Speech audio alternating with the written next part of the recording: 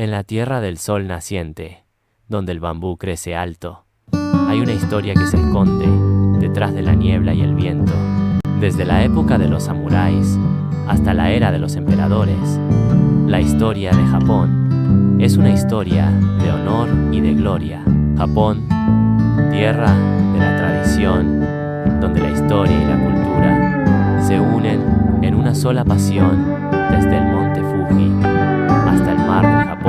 La historia de Japón es una historia que nos hace soñar. En la antigüedad, los dioses descendieron para crear el mundo y el emperador Himmo fue el primero en gobernar la tierra.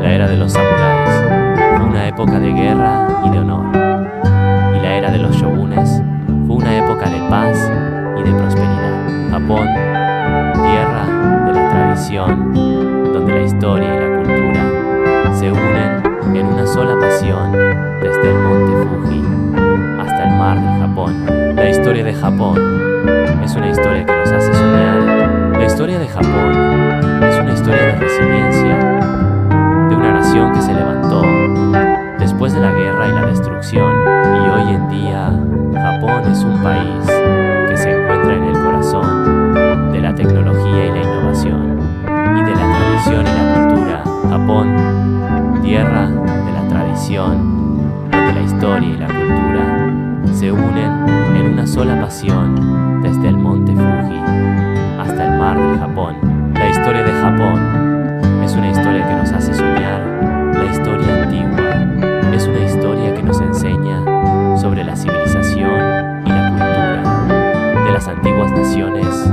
desde Egipto hasta Grecia y desde Roma hasta China. La historia antigua es una historia que nos hace reflexionar. Japón, tierra de la tradición, donde la historia y la cultura se unen en una sola pasión, desde el monte Fuji hasta el mar del Japón. La historia de Japón es una historia que nos hace soñar. La historia de Japón es una historia que nos inspira a aprender de la tradición y a innovar en el futuro. Y la historia antigua es una historia que nos enseña a respetar la cultura y a valorar la tradición.